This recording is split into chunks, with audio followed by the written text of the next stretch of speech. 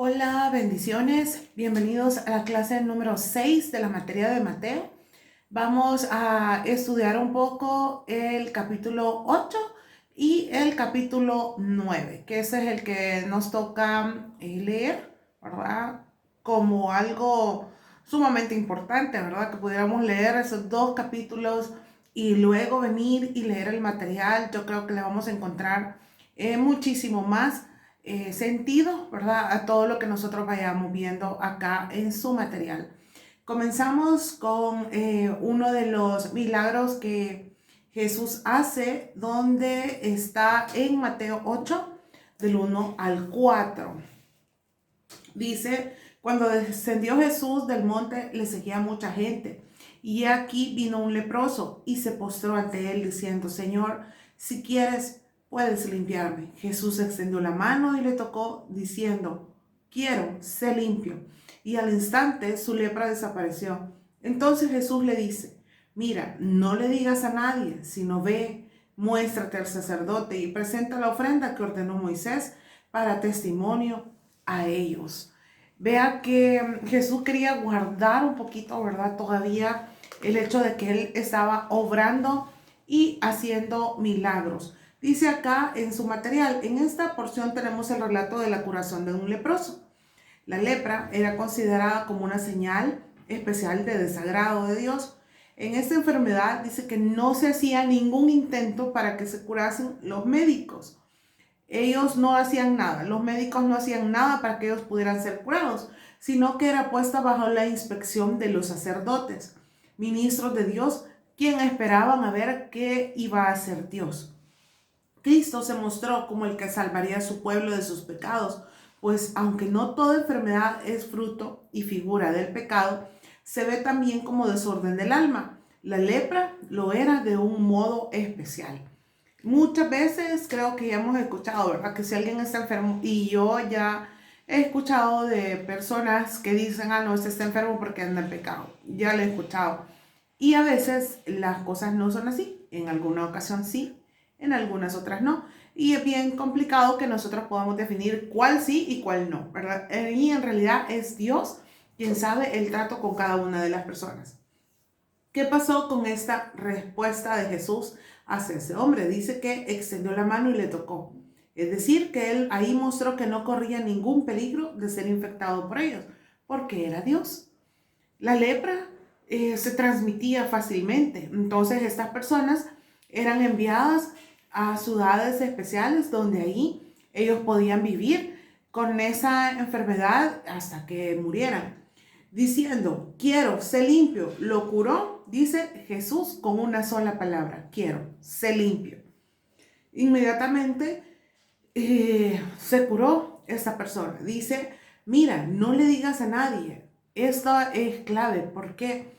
Porque como les mencionaba, Jesús estaba todavía guardándose un poco de que la gente lo conociera como el Dios que así estaba haciendo milagros. Dice, la predicación del evangelio se vería estorbada y los poderes públicos estarían alertados contra Jesús. En efecto, este leproso desobedeció el mandato de Jesús y causó una interrupción seria en la predicación del Señor. ¿Por qué? Porque sí se dio a conocer qué era lo que estaba pasando. Y Jesús llevaba como sus tiempos, ¿verdad? Pero bueno, para él, para Jesús, no era algo complicado, ¿verdad? Él sabía lo que tenía que hacer cuando estaba acá en esa tierra. Donde le dice, ve y muéstrate al sacerdote, fue con el fin de mostrar su respeto al sacerdocio establecido por Dios, porque ese era el mandato. Como leíamos al principio, no estaba a cargo de los médicos, sino que eso estaba a cargo de los sacerdotes. Dice, fue con el fin de mostrar su respeto al sacerdocio establecido por Dios y que la curación del leproso era completa. Presenta la ofrenda que ordenó Moisés en agradecimiento a Dios por el beneficio conseguido y en recompensa para el sacerdote por el trabajo que había tenido de tomar, ¿verdad?, al leproso y examinarlo. Vea que este milagro creo yo que es bien importante de destacar porque él tenía prácticamente una enfermedad con la que él podía morir. Entonces, pero Dios, siendo Dios, a través de Jesús, obró un milagro. Nos vamos al siguiente, donde dice, Jesús sana al siervo de un centurión. Eso lo vemos en Mateo 8, del 5 al 13. Y leemos en el versículo 5 donde dice, entrando Jesús en Capernaum, vino a él un centurión rogándole y diciendo, Señor, mi criado está postrado en casa, paralítico, gravemente atormentado. Y Jesús le dijo, yo iré y le sanaré. Y le respondió el centurión, Señor, no soy digno de que entre bajo mi techo, solamente di la palabra y mi criado sanará. Porque también yo soy hombre bajo autoridad y tengo bajo mis órdenes soldados. Y digo a este, ve y va, y el otro ven y viene. Y a mi siervo a esto lo hace. Al oírlo Jesús se maravilló y dijo a los que le seguían, de cierto os digo que ni aún en Israel he hallado tanta fe. Y vea que esta cita, justamente esta cita, no habían encontrado en otra persona tanta fe porque esa persona no creía, ese centurión no creía que era necesario que Jesús estuviera presente para obrar sanidad. Definitivamente que él sabía y estaba convencido que con solo que Jesús lo dijera, que con solo que él dijera que eso iba a pasar, iba a ser hecho. Veamos, dice, Cristo se encontraba en Capernaum. Las personas con quien ahora trata son un centurión, y es decir, este oficial, y por eso en los otros versículos que leí, decía ahí que él le decía, yo le digo a mi gente, ve y va, a mi siervo, a los soldados, tengo gente bajo mi mando. Dice, este oficial era de las legiones romanas con mando sobre 100 soldados, o sea, tenía personas a su cargo. El siervo del centurión, Cristo está presto a curar al siervo más pobre como al amo más rico. Me gustó mucho esta frase porque no importaba la condición social, ¿verdad?, que pudiera tener la persona para que Jesús pudiera obrar en la vida de las personas. Luego nos vamos al siguiente milagro que hizo, que lo vemos de los versículos 14 al versículo 17, donde Jesús sana a la suegra de Pedro. Aquí hay muchas cosas importantes de destacar. Y dice, este es un ejemplo del interés y de la simpatía que Jesús tenía por los familiares de sus discípulos.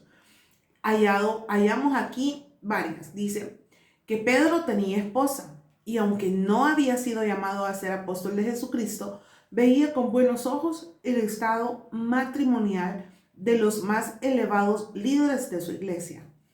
2. Que Pedro tenía casa, aunque Cristo no la tenía, o sea, no tenía algo donde ir y vivir, sino que él siempre andaba haciendo milagros, predicando, yendo, o sea, no tenía un lugar específico de decir, vaya a ser la casa de Jesús, ¿verdad? En su vida adulta, ¿verdad? Aunque estaba la de sus padres.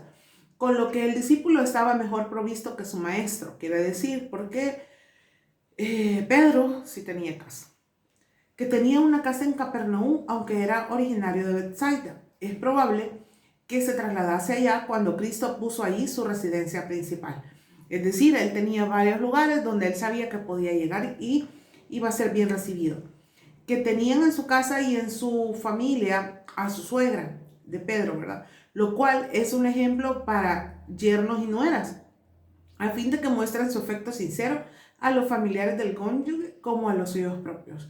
Este es un bonito mensaje, de verdad, de que puedan todas las personas, ¿verdad? En algún momento los que tienen hijos puedan llegar a ser buenos suegros, buenas suegras, buenos para poder tener una mejor relación entre la familia, así como pasaba acá, ¿verdad? Porque Pedro, su suegra, ¿verdad?, estaba ahí con ellos y pues tenían una buena relación, ¿verdad? Normalmente se maneja el hecho de quizás, no sé si llamarle a nivel mundial, ¿verdad? Pero que normalmente no se lleva uno bien con las suegras.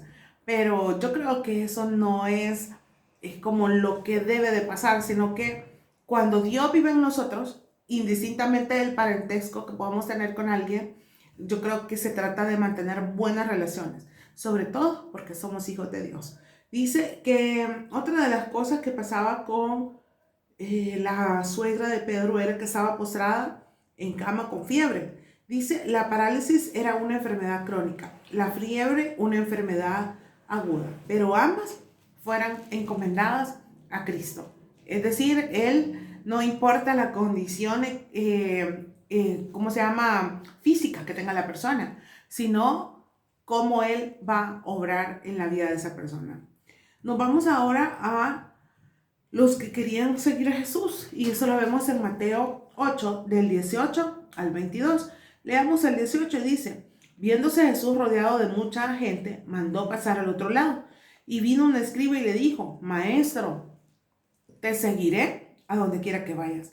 Jesús le dijo: las zorras tienen guaridas y las aves de los cielos nidos, mas el Hijo del Hombre no tiene dónde recostar su cabeza. Otro de sus discípulos le dijo: Señor, permíteme que vaya primero y entierre a mi padre. Jesús le dijo: sígueme, deja que los muertos entierren a sus muertos. Y entrando él en la barca, sus discípulos le siguieron. Dice, ahora Cristo manda que estén listas las barcas para pasar al otro lado del lago. Se dispuso a trasladarse cuando se vio rodeado de mucha gente, aunque con esto se mostraba lo deseoso que estaba la multitud de tener ahí a Jesús, porque estaban aprendiendo de él. Cuando hablaba Jesús, la gente estaba sumamente atenta. Cristo conversa con dos. El uno era el escriba, quien con gran entusiasmo dice que decidió seguir a Jesús a todas partes, sin límites. El segundo era un voluntario que se presenta y solicitó permiso para ausentarse para cumplir una función de la ley, y la costumbre demandaba enterrar a los familiares. Dice, el título del Hijo del Hombre se introduce aquí por primera vez. Eso lo vemos en el versículo 20, donde dice: mas el Hijo del Hombre no tiene dónde recostar su cabeza. Dice que este título fue la forma, ¿verdad?, de llamar a Jesús perfecta para él, porque de esa manera se podía nombrar a sí mismo, y él lo utilizó al menos 70 veces acá en el libro de Mateo. Vea qué importante es que para Jesús había gente que sí quería seguirlo, pero había gente que tenía sus propios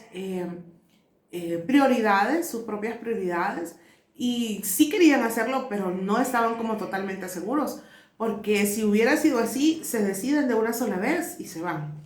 Pero algunos tenían esa dificultad, podemos decir, para decidir seguir a Jesús. Yo creo que bendito sea Dios que los que estamos acá y que hemos decidido estudiar en el Colegio de Teología estamos dispuestos a terminar este ciclo, ¿verdad? Jesús calma la tempestad. Eso lo vemos en Mateo 8, del 23 al 27, que es una historia para muchos. Bueno, no solamente está esta, hay alguna otra ahí por ahí, pero que es importante, que es sobre las aguas. Dice, el peligro y la ansiedad de los discípulos se ven en este viaje. Los que siguen a Jesús han de contar con las dificultades. Se levantó en el mar una tempestad tan grande que las olas cubrían la barca. Créame que personalmente yo no soy fanática o amante de subirme en un barco, de subirme en una barca, o en un crucero, lo que sea, porque no sé, tengo como eso, que no me gusta mucho lo del mar. Sí me gusta bañarme en el mar y todo lo demás, pero yo siempre he creído, ¿verdad?, que ay, no me gustaría morirme así, ahogada. Y dice, se levantó en el mar una tempestad tan grande que las olas cubrían la barca. ¿Qué creen que se podía imaginar los discípulos? Aquí nos quedamos, aquí morimos. Entonces yo, no sé, me imagino esa angustia que han de haber tenido al ver toda esa tempestad. Dice, Jesús dormía. Nunca leemos que Cristo durmiese, excepto en esta ocasión. No era este un sueño de falsa seguridad, sino que él tenía un sueño de santa serenidad y de dependencia del Padre. Yo creo que este ejemplo nos sirve muchísimo, porque a veces sentimos que los problemas son tan grandes que quieren abalanzarse sobre nosotros, podemos sentir ahogados y vemos como que si Jesús no estuviese haciendo algo, cuando sí lo está haciendo. Porque aquí lo que él estaba haciendo era confiar en Jesús, confiar en Dios. Jesús estaba confiando en Dios porque él estaba sereno, él estaba tranquilo, él sabía que Dios iba a estarlo cuidando, Dios estaba respaldándolo, y él mismo, ¿verdad?, como Dios, podía hacer que todo se detuviera. Entonces es importante que nosotros nos demos cuenta que cuando estemos en medio de una situación difícil, donde nos sentamos como amarraditos, ¿verdad? O algo así, nosotros tenemos que tener paz, tenemos que tener serenidad y confiar en que Dios va a actuar a nuestro favor, así como lo hizo en este momento, que se menciona en Mateo 8, del 23 al 27. Los endemoniados gadarenos, eso lo vemos en Mateo 8, del 28 al 34, dice: respecto a esta legión de demonios, obsérvese la labor que hacían, tanto donde estaban como donde fueron echados. La obra que hacían donde estaban se echaba de ver en la miserable condición en la que se hallaban estos dos poseídos. Vivían entre los sepulcros. Eran feroces en gran manera, no solo indomables, sino que dañosos. Se muestran desafiantes ante Jesús. Y dos, la obra que hicieron en el lugar al que fueron echados, cuando fueron arrojados fuera de los hombres y se les dio permiso para entrar en los cerdos, mostraba su inclinación a hacer daño y el placer que les causaba hacer esto. Este milagro, creo yo, que muestra muchísimo, muchísimo la autoridad de Dios. La autoridad de Dios que había sido dada a Jesús para mientras Él estaba acá. Yo sé que a veces podemos estar en este mundo rodeados de muchos espíritus que quieran dominar nuestra vida, que quieran atacar nuestra vida, pero mayor es el que está en nosotros que el que está afuera. Entonces nosotros tenemos la capacidad como para poder alejar todo lo que no viene de Dios a nuestras vidas. Aquí Jesús lo que hizo fue, dice, echarlos a unos cerdos y esos cerdos se fueron en un despeñadero. Obviamente nos muestra también la condición de Satanás, que él está sometido a Jesús. Él no nos puede hacer daño a ninguno de sus hijos. Y eso, solo eso, de verdad, es digno, ¿verdad? El Señor, de que podamos adorarle, agradecerle, alabarle, porque sabemos que estamos en sus manos y a pesar de cada circunstancia, Él está ahí. Luego nos vamos a una sanación en el capítulo 9 de un paralítico. Dice, lo primero que encontramos en el capítulo 9 es la sanación de un paralítico y se resalta lo siguiente: la fe de unos amigos de este al traerle a Cristo. Jesús vio la fe de ellos, la fe del paralítico y de las que lo llevaban. Era así, era fuerte, humilde y activa. Se puede imaginar que a alguien que no se puede mover le puedan decir: te vamos a llevar donde Jesús, o sea, no me puedo mover, ¿cómo lo vamos a hacer? No sé cómo lo vamos a hacer, me imagino que has de haber dicho, pero que te llevamos, porque sabemos que Jesús puede hacer algo por ti. La amabilidad de Cristo en las palabras que dirigió al enfermo, donde le dice: ten ánimo, hijo, tus pecados te son perdonados. Y esto fue un estupendo estimulante para un enfermo. ¿Por qué? Porque no sabemos cómo era la vida de esta persona y que Jesús viniera y le dijera esto: hijo, tus pecados te son perdonados, todo lo malo que has hecho ya quedó olvidado, ya te he perdonado, aquí empiezas una nueva vida. Ha de haber sido algo de verdad maravilloso para la vida de este hombre. Pero dice acá también, la cavilación de los escribas sobre lo que Cristo acababa de decir decían dentro de sí, en su corazón: este blasfema, porque creían que Jesús no era el Mesías, creían que Jesús simplemente era el hijo de María y de José. En sus mentes, de verdad, no concebían ellos que pudiera ser Jesús con un poder así, con una autoridad de esa forma, pero lo hacía, o sea, era Jesús. Y ellos lo que decían era que lo que estaba pasando era una blasfema. ¿Por qué? Porque él estaba diciéndole que los pecados habían sido perdonados a otros cuando decían que eso no se podía hacer. Pero vemos aquí el respaldo de Dios sobre Jesús. De verdad que es algo muy bonito darnos cuenta de que Jesús, mientras estaba en esta tierra, seguía dependiendo del Padre y hacía la obra que el Padre le había encomendado. Luego tenemos en los versículos siguientes, hay un llamamiento de Mateo. El llamamiento de Mateo lo vemos siempre en el capítulo 9 y nos damos cuenta en el versículo 9. Dice: pasando Jesús de ahí, vino a un hombre llamado Mateo, que estaba sentado al banco de los tributos públicos y le dijo: sígueme. y se levantó y le siguió. Este es el llamamiento de Mateo, de este hombre que de alguna manera después, más adelante, nos haría notar este evangelio. Dice, el llamamiento de Mateo, el escritor de este evangelio. Marcos y Lucas le llamaban Leví. Mateo significa don de Jehová. De verdad, un hermoso significado para él. Luego, dice acá, donde estaba Mateo cuando le encontró Jesús. Estaba sentado en la oficina de los tributos públicos, pues era un cobrador de impuestos. Eso lo vemos también en Lucas 5:27. También había un poder anticipador de su llamamiento. No encontramos, dice, que Mateo buscase a Jesús o que tuviese alguna inclinación a seguirle. Le dijo Mateo, sígueme. Y esa llamada fue eficaz, puesto que Mateo enseguida se levantó y le siguió. No rehusó ni demoró en obedecerle. No sé cuántos de nosotros hubiéramos actuado así. No sé qué tanto había escuchado ya Mateo acerca de Jesús, pero sentirse elegido por Jesús para Mateo fue lo máximo, que dijo, sí, solo se levantó y lo siguió.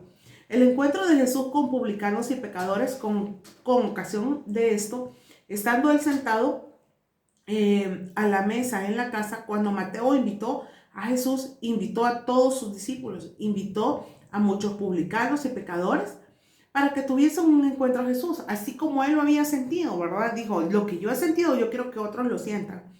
Dice, este fue el primer objetivo que tuvo Mateo en esta ocasión, llevar el conocimiento de Cristo, al conocimiento de Cristo a los que habían sido sus compañeros de oficio. O sea, si él había recibido algo tan bonito, él quería que eso mismo pudiera ser recibido por los demás. El desagrado de los fariseos por ello lo vemos en el versículo 11, en el 9:11, donde dice, cuando vieron esto los fariseos dijeron a los discípulos, ¿por qué come vuestro maestro con los publicanos y pecadores? Ellos estaban pendientes de lo que en realidad estaba haciendo Jesús. Dice, enseguida surgió la oposición. ¿Por qué come vuestro maestro con los publicanos y pecadores? Se quejaban de que comía con los publicanos. Tener intimidad con los malvados era contra la ley. Quizás pensaban que acusando de esto a Jesús ante sus discípulos les induciría a apartarse de él. Es como decirles, miren, si él les está enseñando, ¿por qué se está juntando con publicanos? ¿Y por qué se está comportando así, verdad? Llevándose bien con los pecadores. Porque creían que de esa forma los discípulos iban a decir, sí, es cierto, ¿por qué lo está haciendo? Vámonos. Pero no, ¿verdad? Ese no era el plan. La defensa que Jesús hizo de su actitud y de la de sus discípulos al justificar el estar acompañados de publicanos y pecadores, si nosotros somos fieles a Jesús, Él defenderá su causa y la nuestra. Definitivamente que es importante que nos notemos, ¿verdad? Que Jesús siempre va a querer que nosotros estemos a su lado, independientemente de cómo hemos nosotros llegado a Jesús. O sea, el punto es mantenernos en este camino que hemos decidido, así como lo hizo Mateo. Jesús vino para los pecadores, Jesús vino para los publicanos en aquel tiempo y ahora Jesús ha venido para nosotros, ¿verdad? A nuestras vidas, en nuestros corazones. Luego nos vamos al versículo 14, siempre del mismo capítulo, donde se habla acerca del ayuno. Dice aquí, entonces vinieron a él los discípulos de Juan diciendo, ¿por qué nosotros y los fariseos ayunamos muchas veces y tus discípulos no ayunan? Porque era parte de todo lo que hacían como una costumbre. O sea, no lo hacían ni siquiera como por quiero estar más cerca de Jesús, como en realidad ahora lo es el ayuno. O sea, doblegar nuestro cuerpo, doblegar nuestra alma y decir, no necesito el alimento, necesito estar con Jesús, necesito orarle a Jesús, necesito cantarle a Jesús, necesito alabar a Jesús. De eso se trata el ayuno. Pero aquí ellos estaban ayunando para que la gente lo viese. Dice acá, nosotros y los fariseos ayunamos muchas veces, fueron lo que dijeron. ¿Cómo se jactaban de sus ayunos? Los discípulos de Juan y los fariseos ponían énfasis en que ellos lo hacían. Es decir, nosotros sí ayunamos, ¿verdad? Porque ustedes no lo hacen. ¿Cómo acusaban a los discípulos de Cristo para no ayunar con tanta frecuencia con ellos? Tus discípulos no ayunan, le dijeron a Jesús. No debemos juzgarnos la devoción de las personas por lo que se percibe con los ojos de la carne. Definitivamente que eso es sumamente importante porque nadie conoce el interior de la otra persona tal como lo hace Jesús. Él sabía lo que estaba pasando. Dice, Jesús dio dos razones para defender a sus discípulos de la acusación de que no ayunan. A, no era el tiempo apropiado para ejercitar dicha devoción. Es decir, sí se puede hacer, pero ahorita no es el tiempo, no es el momento. Y dos, la incompatibilidad de la dispensación de la ley con la de la gracia. Dice acá que esas dos cosas eran importantes porque Jesús les estaba diciendo, o sea, yo estoy aquí con ustedes prácticamente, ¿verdad? Les estaba diciendo él. Entonces disfruten eso y si quieren hacer el ayuno, pues qué bueno, pero yo estoy aquí entre ustedes. Y eso era de valorar y eso era lo más importante, de seguir lo que Jesús estaba enseñando en ese momento, darle un seguimiento a lo que ellos estaban viendo. Ahora vamos a esta otra milagro que sucedió. Y aquí hay dos milagros en uno, porque mientras se iba hacia uno, ocurrió otro. Y vemos la hija de Jairo y la mujer que tocó el manto de Jesús. Se le acercó un dirigente de la sinagoga y se postró ante él. ¿Acaso ha creído en él alguno de los gobernantes? Dirán los fariseos. Eso es lo que quizás pudieron haber pensado. Dice, pues sí, ahí tenéis uno. Este dirigente tenía una hijita de 12 años. La muerte de esta niña, que sería la alegría de la casa, fue ocasión de que este hombre se llegase a Jesús. Y yo creo que todo padre lo hubiera hecho, ¿verdad? Si ve la necesidad que tiene acerca de la sanidad para su hija, o incluso que Jesús estaba allí, y cómo no decirle, Jesús, sanala, ¿verdad? A pesar de todas las cosas que los escribas y los fariseos pudieran pensar. Su humildad al dirigirse a Jesús, este hombre vino al Señor cuando se vio abrumado por el dolor. Este dirigente se postró ante Jesús, es decir, le adoró. Quienes deseen recibir de Jesús su favor deben dar a Jesús su honor, reconocer, o sea, cuando venimos y reconocemos que el único que puede con todo lo que nosotros podemos estar pasando es Jesús, es lo máximo. ¿Por qué? Porque entonces Jesús ve nuestro corazón, entonces Dios ve nuestro corazón. Su fe en esta ocasión dice, mi hija acaba de morir. Este hombre creía que Jesús nunca llegaba demasiado tarde. Esto estaba totalmente fuera de los poderes de la naturaleza, pero dentro de los poderes de Jesús, que tiene vida en sí mismo y da vida a los que quieren. Ahí tenemos la referencia de Juan 5, del capítulo, versículo 21 y versículo 26. Él da vida a los que Él quiere. Jesús se mostró inmediatamente dispuesto a acceder al ruego de este hombre. Se levantó Jesús y le siguió con sus discípulos. No solo estaba dispuesto a concederle lo que deseaba y resucitar a su hija, sino que también a complacerle yendo a casa para realizar el milagro. Mientras él iba a casa, dice que apareció una mujer en ese momento que tocó el borde de su manto. En la curación de la pobre mujer con flujo de sangre, la llamó pobre mujer, no solo porque su caso era digno de compasión, sino que porque había tenido algunos bienes, esta mujer en este mundo, y había gastado todos sus bienes a manos de médicos sin provecho alguno. Los discípulos le decían, ¿cómo puedes decir alguien me ha tocado cuando hay una multitud a tu alrededor? Pero es que dijo que él, cuando esa mujer lo tocó, había sentido que poder había salido de él. Significa que la fe de esa mujer fue inquebrantable. O sea, porque en medio de mucha gente intentó y llegó y tocó, y en su mente dijo, si tan solo tocara el borde de su manto. Yo creo que recordar cada lección de estas nos hace ver que tenemos al mejor de nuestro lado. Tenemos a Jesús, tenemos a Dios, tenemos el Espíritu Santo que nos guía, que nos guarda, que nos redarguye, que nos consuela. Y creo que muchas veces no valoramos lo que tenemos y cómo podemos tener acceso a Él en estos tiempos a recibir una palabra, cuando nosotros vamos a la iglesia o cuando nosotros podemos escuchar en las redes sociales, ya sea, como decir, predicaciones en YouTube, poder escuchar videos en Facebook acerca de predicaciones o Spotify, todo eso. Tenemos tanta accesibilidad ahora a poder llenarnos más y más cada día, que muchas veces desperdiciamos esas oportunidades con otras cosas. 2 ciegos reciben la vista, eso lo vemos en Mateo 27 al 31. Dice, en esta porción tenemos el relato de estos 2 milagros obrados por nuestro Salvador.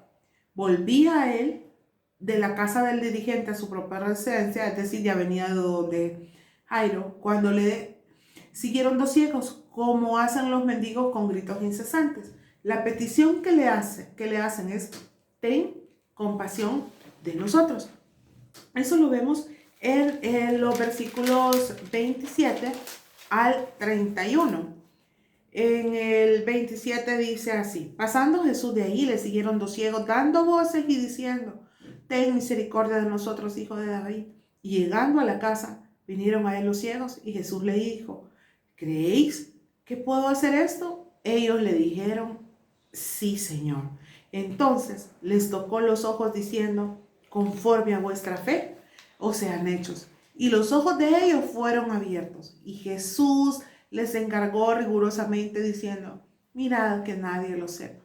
Pero salidos ellos divulgaron la fama de él por toda aquella tierra, ¿verdad? Es como decir, no hagas esto y lo hacen, o sea, todo lo contrario a lo que se le estaba diciendo. Pero esto le dio a Jesús una fama muy bonita porque estaba demostrando, ¿verdad?, el amor que tenía por las personas, de cómo podía ayudar a las personas. Dice acá, la curación de un mudo endemoniado. Eso lo vemos que está siempre en el capítulo 9 y lo vamos del versículo 32 al 34. Dice, mientras salían ellos, aquí le trajeron un mudo endemoniado. Y echando fuera el demonio, el mudo habló y la gente se maravillaba y decía, nunca se ha visto cosa semejante en Israel. Pero los fariseos decían, por el príncipe de los demonios, echa fuera los demonios. O sea, era algo sumamente ilógico. Porque como si él hubiera sido, ¿verdad?, que tenía el poder del demonio, como con eso iba a poder sacar los mismos demonios, obviamente. La autoridad tenía que ser mayor a los demonios. Y si esa autoridad que venía de Jesús. Luego, dice acá en su material, su caso era triste, ya que ellos él no podía hablar y se debía a que estaba impedido por un demonio que se había posesionado de él. Su curación fue instantánea. Una vez echado fuera el demonio, el mudo habló. Las consecuencias de esta curación fue que la gente quedó maravillada de lo que Dios estaba haciendo. Y de verdad que Él sigue haciendo grandes milagros todavía con nosotros.